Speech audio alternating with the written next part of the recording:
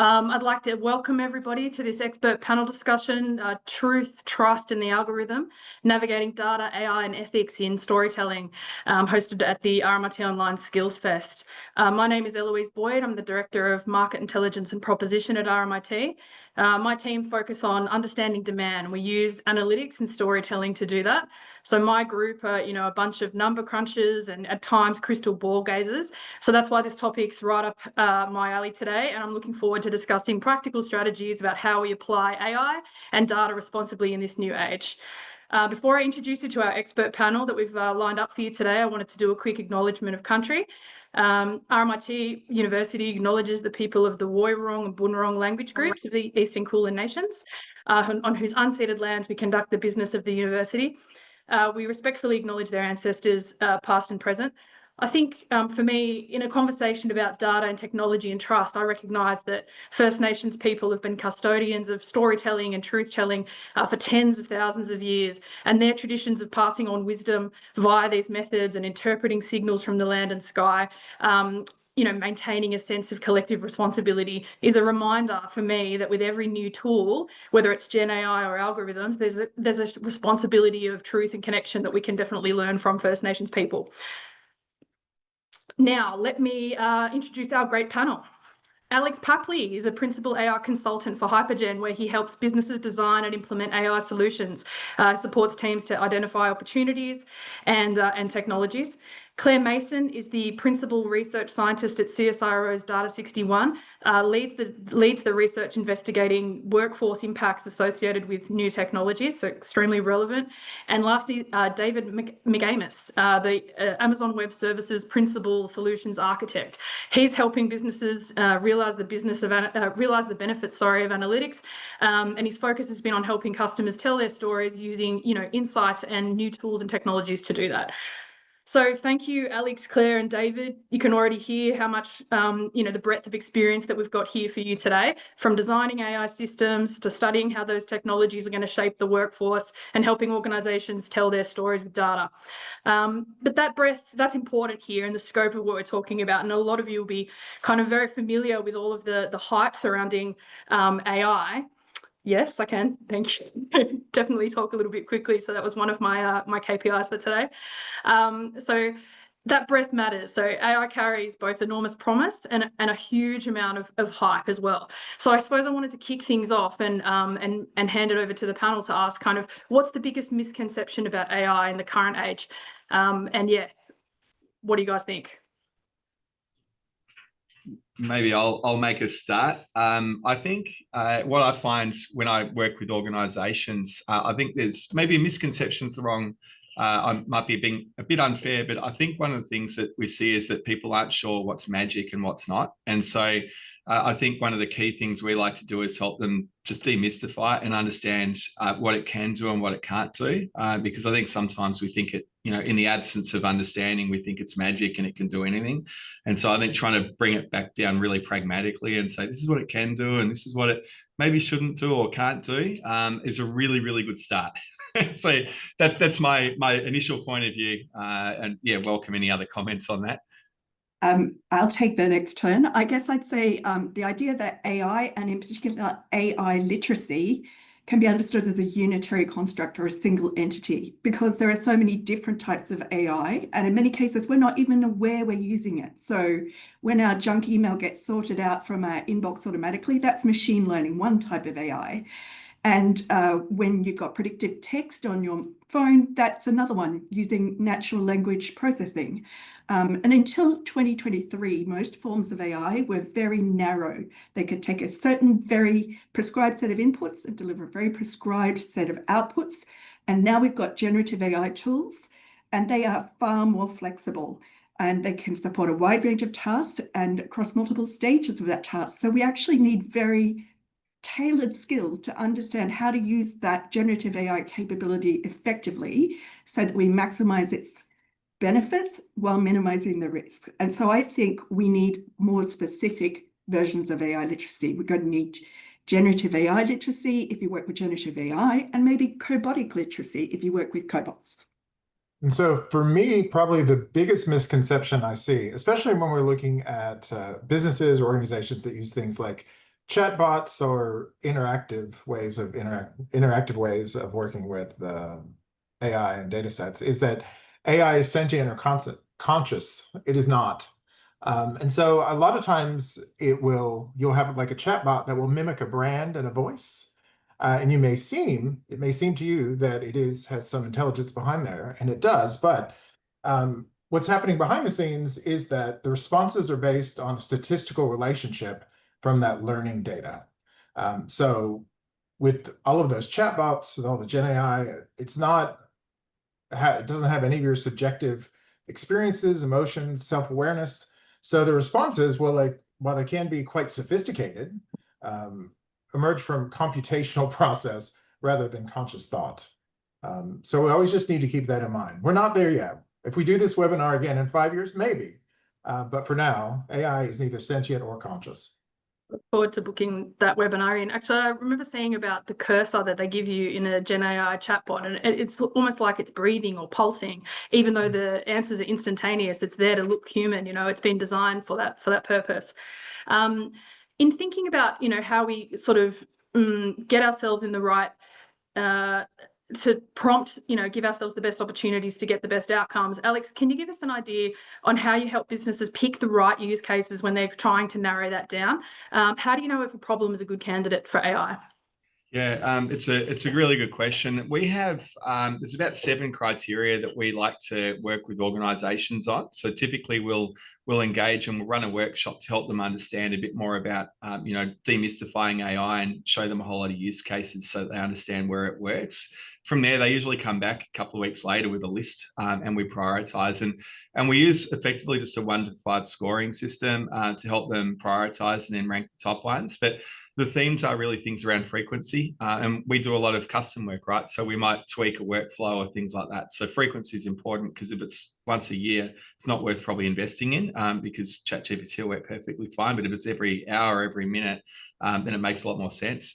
Safety is important, and I know we'll talk about that a bit more. Is it something that's high risk or something that we feel is pretty benign? The business impact's obviously big too, the ROI. But the other thing I'd just say is that we have like a little 3 Bs approach. So we say before you even start tackling some of these big things, just do some sort of beachhead, just get something going, something small, so that as an organization, say, hey, we're doing AI. It hasn't, eaten us. We're still here. It's being helpful. It's maybe not shooting for the stars in terms of the first use case being massive, but it just gets you started. So we tend to like to have a formal matrix to help really prioritize the best ideas, but then we say, let's not necessarily pick the number 1. Let's just find something that's going to be really cost effective, cheap, just gives you a quick win, gets everyone on the journey.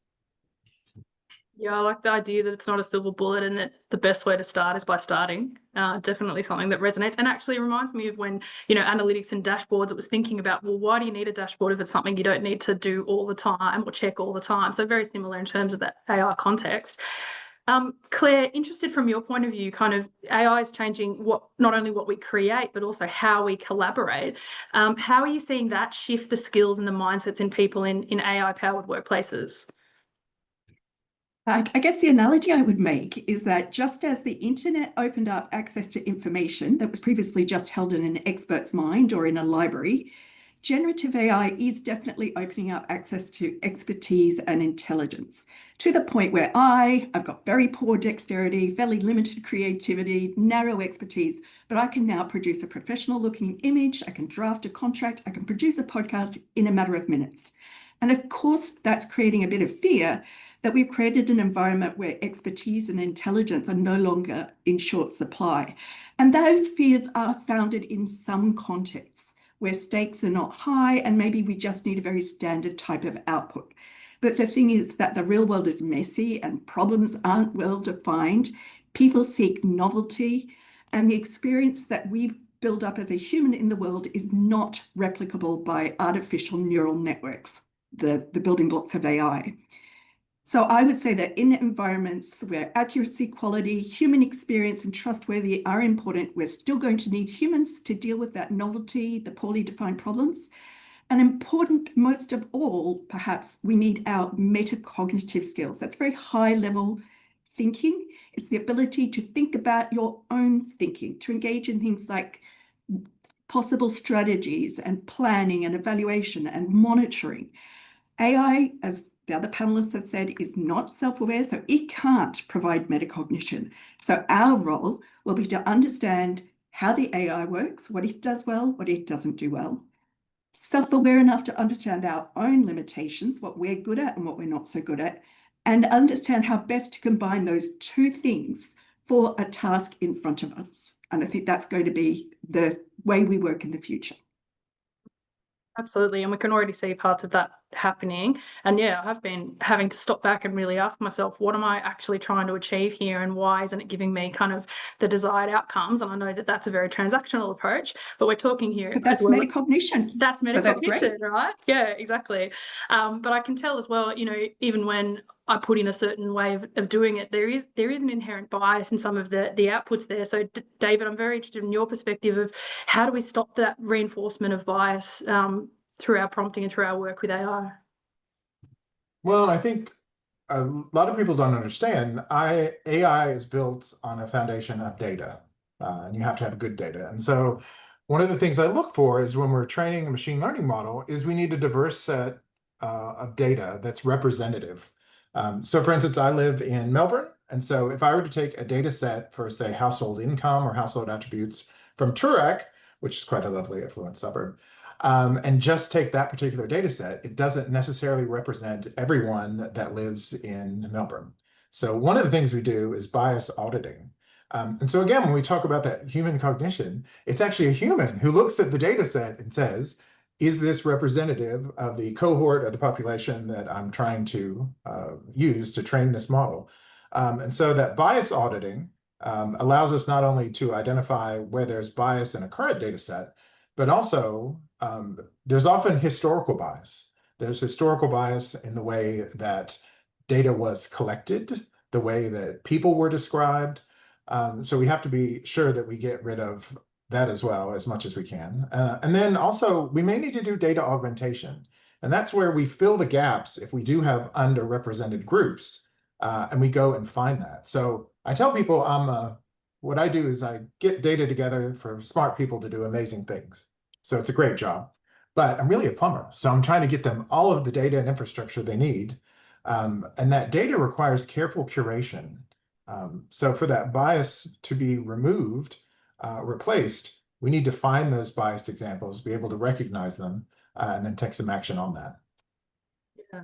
Absolutely. I remember when we started doing machine learning in my group and we didn't have any data engineers and they were so focused on data scientists. And I'm thinking the plumbing's not in, you know, the tap is on, but the water just floweth. So really important in thinking about, the maturity that we're all going through in the sector as well. David, staying with you, kind of what are the practical steps that you've used to sort of stay transparent about their use of AI and sort of, how have you combated that? Well, I think it's got to be full disclosure. So I think for commercial reasons, a lot of people don't want to explain exactly what they're doing.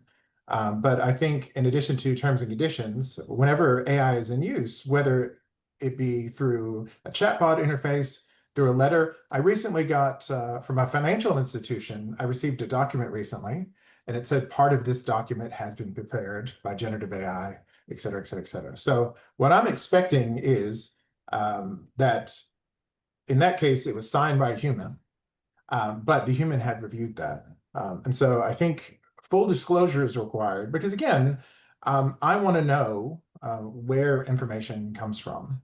So in that disclosure, I don't want it just in the terms and conditions or hidden somewhere in the website. I prefer that open approach of where you tell me. Likewise, if I see a report or see something on the news, attribution is also very important. In a creative world, I say, for where that particular piece of content came from and then how it was generated. So I think those are the key principles for me. Yeah, I agree. And we translate that to we want to know where our clothes are made. We want to know where our food was grown. So why wouldn't we want to know where our data came from as well? I agree with that. I do think, though, talked about, you know, the massification and the the access that people have to it, and those ideas about, and going back to kind of Claire's point around metacognition, I mean, in my view, it kind of homogenizes the language. When talking about transparency, you can kind of tell what's been generated with AI because it all kind of looks and feels the same, right? And you're starting, you know, the M dashes are an obvious giveaway. You know, there's some other components, but and the way that everything's unlocked these days in terms of the outputs that you see from Gen AI. Claire, kind of how can businesses avoid losing diversity of thought and expression when they're using those things at scale? I think one of the answers is that businesses need to allow workers flexibility to determine how best to use it. The evidence shows really clearly that workers who use these tools on average are achieving both productivity and quality gains from using them. But at the enterprise level, those benefits are much harder to see. So part of the answer, I think, is to allow workers to decide where it adds values on a particular task rather than prescribing that. But I think the other part of the answer is what I'm calling good generative AI hygiene. And what I mean is that we have to choose the right ways of working with generative AI. For example, we know that as humans, our responses tend to be anchored by the first piece of information we receive or the first solution we're given. So don't go to the generative AI first, because then you're going to be stuck on its thinking rather than adding value as a human worker. So start with your own response and then go to the generative AI for improvement on that. And another hygienic way of using generative AI that helps is using it as a source of ideas and information rather than a source of answers. So it's not just about maximizing performance on a task, but maximizing things like creativity and diversity in the way you use generative AI. Okay. Do any of the panelists have a kind of point of view around, sort of homogenization of AI outputs, or we're okay to move on to the next question, perhaps? I guess for Alex, you know, you've seen businesses gaining trust without being upfront about their AI use case. Kind of what does transparency look like in your world? Yeah, it's a really good question. I think there's a few parts to that. So first of all, when we build things from a transparency perspective, you sort of intuitively want to know how it's arrived at an answer. And so we tend to encourage bulk testing wherever possible as a way to validate and understand outputs. So typically, even a really simple example, if we're going to build a chatbot or like a little private information assistant, we'd effectively run hundreds and hundreds of tests over it and simulate conversations, and then we'd assess those responses against what the ground truth is to then understand how it's actually performing. But once you've got that, that's one start to give you an idea of how accurate it is. The next thing is about sharing that. So if we're talking about internal employees, which is where we usually start, by the way, we'd say often, even if you're planning to do something external, let's test it internally. So a simple example would be, you might make an information assistant to speed up, maybe people in a call center finding information rather than going through shared drives. So they might just Q&A. And then from there, though, you might say, right, it's working really well. We'll put it out to a chatbot or into a voice agent maybe in the future. But you'd start internally. And so the first thing you do is you'd say, right, here are the test results across a whole lot of different types of questions that people have asked through the testing. And what we can then do is use that to help with the training. So we can say, hey, as you're using this, if you ask for this type of question, and maybe if you ask for a list of information, we found that in the tests, it was maybe 80% there, right? So we know that it's not necessarily always going to be accurate. So use some judgment before you just sort of respond. But then in others, and if it was maybe a very specific question, like, what's the boiling point of this, if it was a question, some sort of chemical question, we might find that those answers are very, very close to 100%. And so part of that is being able to go back during the training to actually help people understand how's this actually performing, where will we expect it to work well, here are the test results so we can validate that it's actually performing well. And then as we go through it, we're testing it internally first to gain feedback, further improvements, and then finally take it out further. And I think doing that is enabling a better way to be able to trust this, because we're actually testing it. We're not just taking it for face value. And I think one of the biggest risks is that it sometimes seems so easy to build something in AI, right? I can go and use a tool and just suddenly bang, I've got this amazing thing.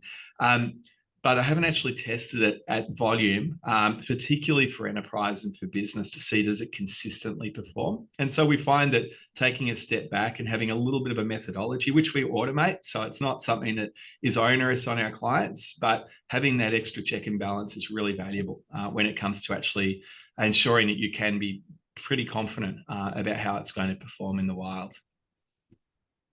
Fantastic. Sort of shifting gears into kind of skills and productivity and how we might see AI influencing that. Kind of there's a lot of, I guess, concern and fear around job losses, and then another camp that's talking about augmentation rather than replacement. Kind of, what do you tell your organisations who are anxious about what that means for them and their workers? Yeah.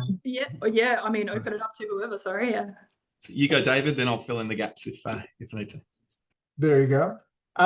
So I think it is a question of augmentation and not replacement. So when we look at history, again, if you think about the Industrial Revolution, it's actually creating a new type of work, and it will eliminate other roles, but it's not as widespread as I think the media would like you to think. So for me, my advice for folks who are worried about this is to upskill themselves strategically. In other words, you want to work aside AI, and you also want to be able to remember that it's your creativity, emotional intelligence, it's your complex problem-solving skills, your ethical judging that Gen AI or AI does not have. So in your role, regardless what your specialty or your domain or what you'd like to do, you've also got to stay current with what's in your field in terms of tools, technologies, where AI has been used.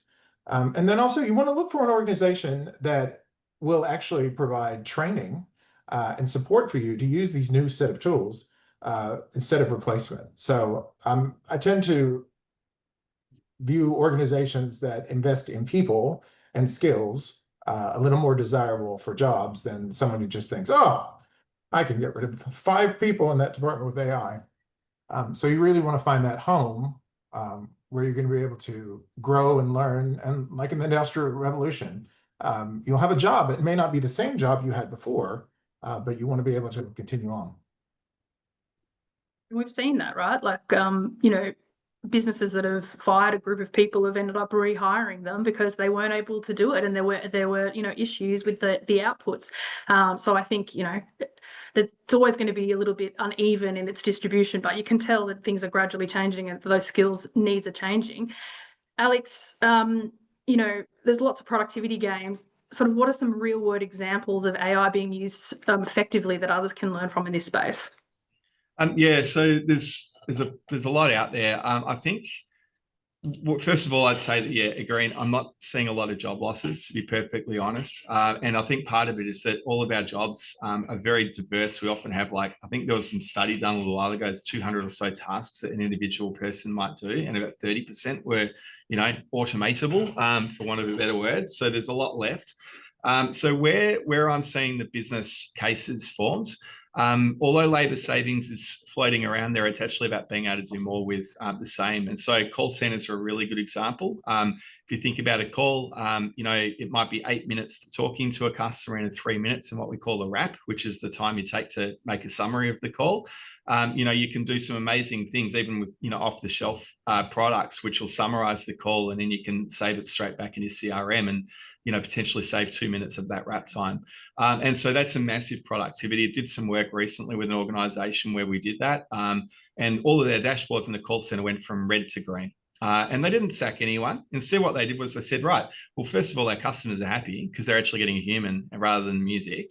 And secondly, we're going to take some of our inbound team and point them on outbound calls. And so we're actually going to make more money because we're going to go and do more selling and more proactive work. So I think that it's about thinking about your organization and saying, what can we do to either increase our competitive advantage using AI and things like that, or defensively do something so that we can prevent avoidance of churn.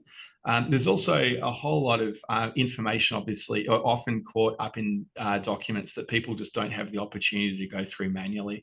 I mean, financial services are, we know that they're cracking every single company report and doing those things that they just couldn't humanly do previously, right? And then, I imagine they're listening to every podcast ever published as well to get little messages that the senior manager might say inadvertently when they're being interviewed, just to try and figure out all those extra bias signals. So it's all about thinking about how do I use AI as a tool to help me be either more competitive or more productive or provide a better experience for my customers. And that's what we're seeing overriding everything else. It's about doing more with the same and generally just being more adaptable and trying to lead the market. So that's what I'm seeing firsthand. So, I mean, I guess I'd say from a research perspective, there's a couple of different things going on here. One is the AI has changed. So before it could just automate a very small routine task. Now it can understand a bigger picture goal that you're working towards. It can keep that in memory and respond to feedback and direction so that it's working with you over time on a shared objective. And so that means we can now work with it in a collaborative way. So that really shifts the focus from AI as an automation tool to AI as an augmentation tool. To understand which way AI is operating in the labour market, researchers have adopted two different approaches. One is to go, which are the occupations who perform the tasks that AI can now perform? And they tend to be fairly high-skilled, high-qualification roles. Things like accountants and actuaries are now doing tasks that AI can do. But we're not seeing any decline in demand for workers in those tasks. The other thing researchers have been doing is using job ads and the signal of hiring a worker with AI skills to say this firm is adopting AI, and then comparing it with similar firms that haven't hired any AI skilled workers to see what differentiates them. And we're seeing absolutely no evidence that the AI adopting firms are hiring fewer workers. And that's perhaps because of the problem of bundling. Much of the work that we do requires a human to do at least some of it still. A human has to greet the patient, has to help them get out of the bed if you're a nurse, or make them feel understood, or provide empathy and support. And as long as the AI can't do all of it, you can't take the human out of the equation. So that's why even though AI can do part of these jobs, you still need the human, and the human is just able to add value in new ways.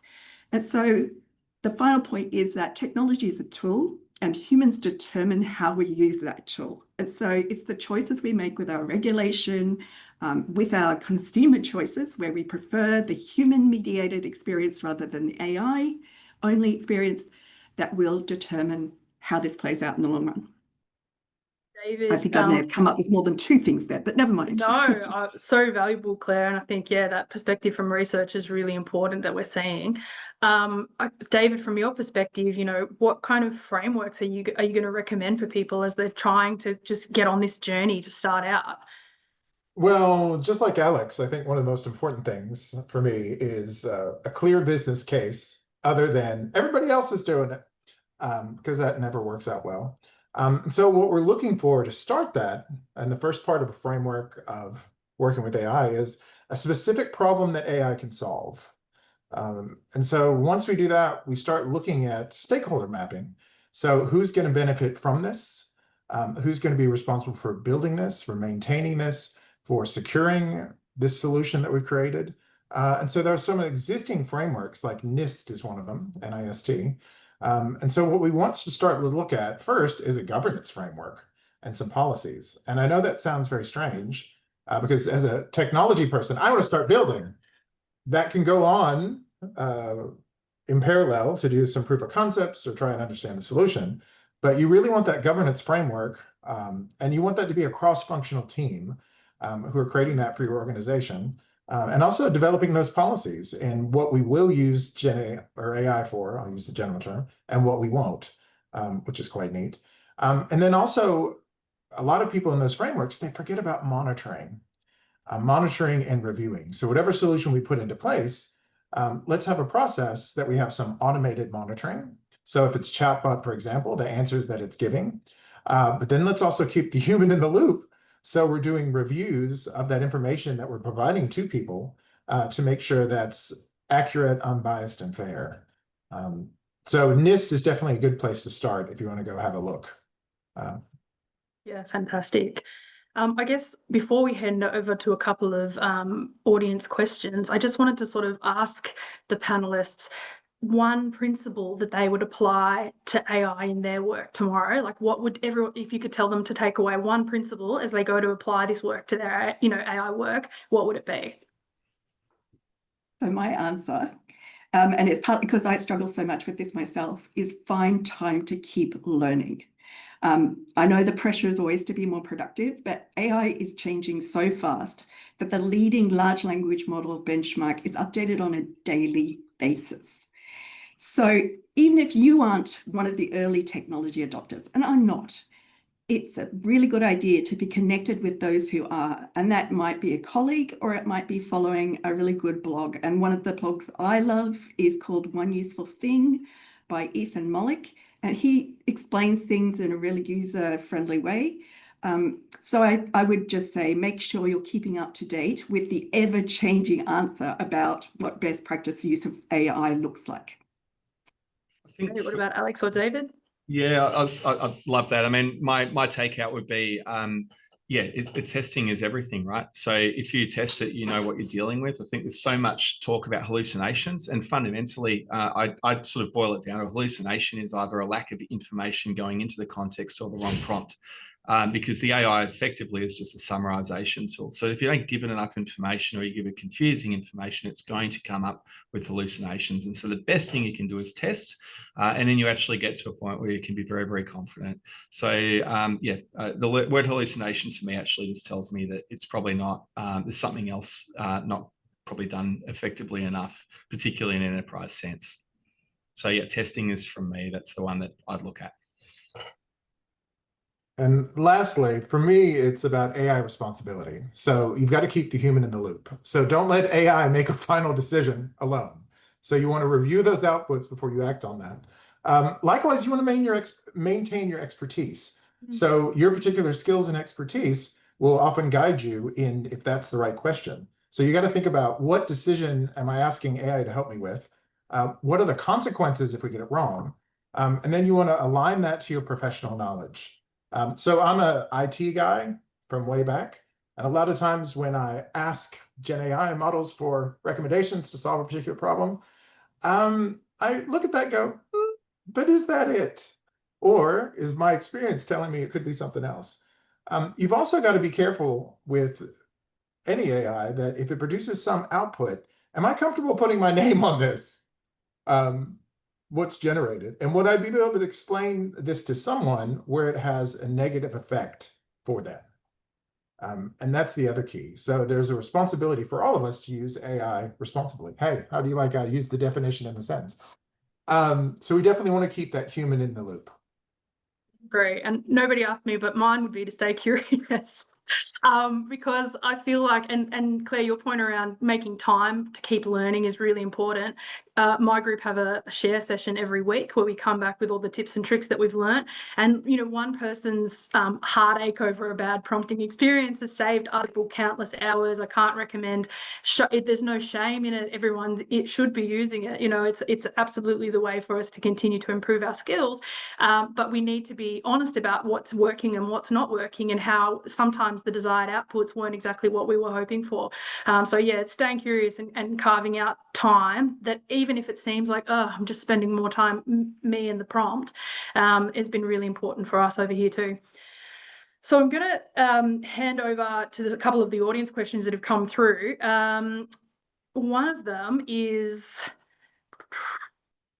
all right, so if the panelists can tell me kind of if they could only recommend one non-generative tool for businesses, what would it be? Non-generative AI, to just max out my enunciation here. No takers? No one has a good recommendation on a non-generative AI tool, or generative? I think that the thing is, Eloise, that the non-generative AI tools are very sort of task specific. And so saying what's the one that serves all businesses doesn't make so much sense, because you said we couldn't say generative AI and it's the one that works across businesses, I think. Alex and David, would you agree with that? Yeah, I mean, I would say that the one thing I would actually do, if you haven't already, I tend to get really lazy at typing now. And so in general, I would just say whatever tool you like to use, if you have the ability to hit the microphone button and talk to it, that to me is my one thing I love. It's not quite answering the question, but I'll just share it because it's just makes it Alex, so that's a lazy. really good point, because I type really well. And so for me, that is not the application. And that's one of the principles, is use it for the stuff you aren't great at. But the best performing humans in a field still outperform the AI these days. So where you're strong, don't go to the AI, unless you just need to do something really fast, or you're staring at a blank page and you just need help filling it. Very good advice. Let me have a look at what else we've got. So there's a few questions about transparency, still continuing on that, and responsibility in practice. So young people feeling like, you know, that's the technology that now they've, you know, grown up with, and they're using it extensively, but they don't have that discerning knowledge that maybe we have, because we've become, you know, SMEs and domain experts in our own right. So we can tell whether those outputs don't look quite, you know, when you see a line chart and you go, oh, there's data issues happening here, you can tell that's not quite right. How can we sort of help younger people in getting that expertise when they're just starting out to think, yeah, I know we've said take a curious mindset and double check your work, but what are the other kinds of ways that we can help people be more transparent and responsible with their usage? Well, I think for me, one of my major influences when I was a kid was the school librarian, Miss Lemon, shout out to you, who was lovely, and she had the rule of 3. And so that was when I would come looking for information, she would say, now let's go, and it was books. That's how old I am. She would say, let's find 3 sources at least to confirm the data that you're seeking. And so she was very militant about that whenever we're working. And I think I have young children. And one of the things when we talk about Gen AI, which they're actually using like in tools in school, like in Canva to create presentations. And so they need to be taught early that, yes, that's one source of information that has been generated for you, but you need to use your cognitive skills and your thinking skills to go and say, well, can I confirm that for 1 or 2 other data sources? Likewise, I'm still a fan of full disclosure, of disclosing when they've done some part of work using any of these tools, because I think that's only fair to actually show their work. I don't know about that one, David. I sort of go, well, I don't disclose I used a calculator. I don't disclose I used the internet. And there are so many different ways of using it.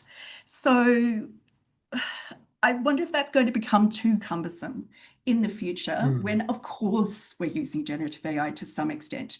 And it might be just, well, for a start, if it's fully AI, we need to make that clear. And I think that issue around understanding what data it's drawing upon, whatever you've produced, whether it's fully synthetic, if you like, versus it's being grounded in some source of truth, is also going to be important. But I feel like it might end up being a little unnecessary to say every single time you've used generative AI. See, I think we could do a whole webinar just on that.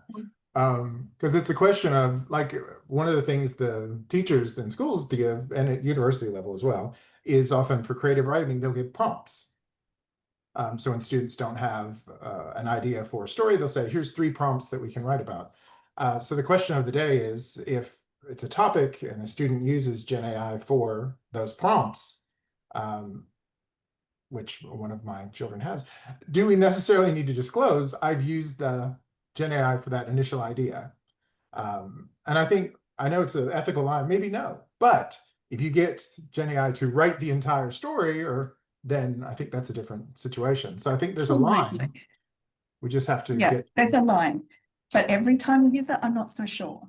And I think a really interesting model that we're seeing in classrooms now is get generative AI to explain something, you know, what was the plot of Emma and how is it influenced our thinking about blah. And then the model was to get for students to come up with questions to interrogate the AI about that book. Now, that's what the students were being marked on, is how good their questions were for the AI, because you couldn't ask good questions without having some understanding of the book and how it differed or what might be argued against or in favour of the AI's explanation. So teachers are being quite creative in how they ensure that students are still learning to evaluate the AI, even though they're pretty much all using it. And that comes back to And the of course, you human need to take connection. time off. Yeah. Sorry?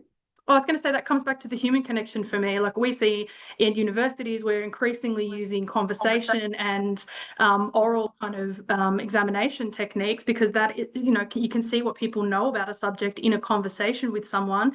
So it is more of a human element than, you know, submitting an essay and being that the written form of those things. But then on the flip side, you know, we'd say with referencing, you always cite your sources. So it is like we're, you know, kind of walking that line, aren't we? But I agree with you. I never disclose, you know, something was generated with the help of a calculator, or that all my presentations are supported with the use of PowerPoint. But you know, The internet. Yeah, it's funny. My point of view on this, it's really just listening. It's such an interesting area. But when I think about business particularly and how it's used, right, I actually don't say we're specialists. I mean, we specialize in AI, but we're actually specialists in search. And the reason I say that is that again, when you're looking at AI in a business context, and this is very similar for, you know, often a lot of research projects and students, right? You're actually having to think about, well, what sources am I going to find? And if I'm doing an information search over, say, a company, like a set of policy documents internally in a company, what I'm actually doing is behind the scenes, we're actually running a search, taking snippets out of those policy documents, putting them in the prompt, and then summarizing that response back out to the user. And so the key thing here is that it's about saying, well, how confident can I be of the accuracy? And really what there are is several sources. There's going to be the snippets from the different documents and the policies, but then the AI model may have brought in its own knowledge because the model itself was trained on something.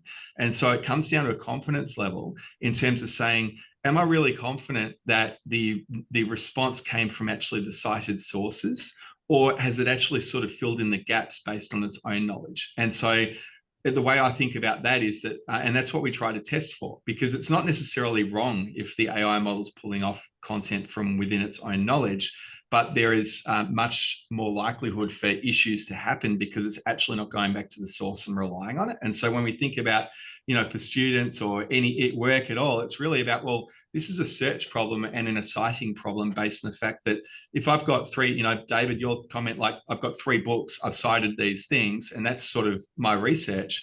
If there's a fourth thing that's sort of fuzzy that I can't really attribute to any of those 3 sources, to me, that's where you cite AI going, well, I think it's right, or I'm pretty confident it's right, but I haven't been able to find a source to identify that. Now, it's easier said than done, but I think the key thing here is that the models themselves have some level of knowledge, but then there's also, most importantly, the search that actually adds information behind the scenes to the prompt, which then summarizes that in a different way that we can, you know, go along and take it. And so it's about understanding how much are we relying on the model versus how much are we relying on the external information to actually come up with a result. And absolutely, you cannot be totally dependent on the model. You have to have the expertise to be able to critique what it has done, or to know how to verify what it has done. So we need skills ourselves, that's for sure. But I would say that sometimes those hallucinations that the AI provides are kind of useful. For example, I did some work looking at the future of truck driving and what skills truck drivers would need with increasing automation. There is no answer to that question, but the AI can learn from the patterns it has seen in similar occupations that have automated to infer what might happen. And that's actually really useful for me. That's a starting point for us to think about it that I can then evaluate based on other information. So there's going to be so many different ways of using this. And the key thing is that we know how to add value over and above what the AI is giving us. Love that, Claire. And I'm going to have to call it because we're out of time, but I think that's actually just put a cross the T. We're going to try to get back to the questions on the blog, the ones that we weren't able to answer. I want to thank all of our panelists today. Really riveting conversation. I could have there's so much felt like we just scratched the surface, but I hope we can come back and do another one. If everyone had a takeaway from today's session, I encourage you to go post that onto your LinkedIn stories. RMIT Online is giving away a couple of free future skills courses, so highly recommend tagging RMIT Online in the takeaway from today's session. And if you're looking, this prompted you to think about changing your career, there's a session tomorrow on career pivots, the last session of the Skills Fest tomorrow. So please go and register for that. But thank you again to all the panelists, and bye for now.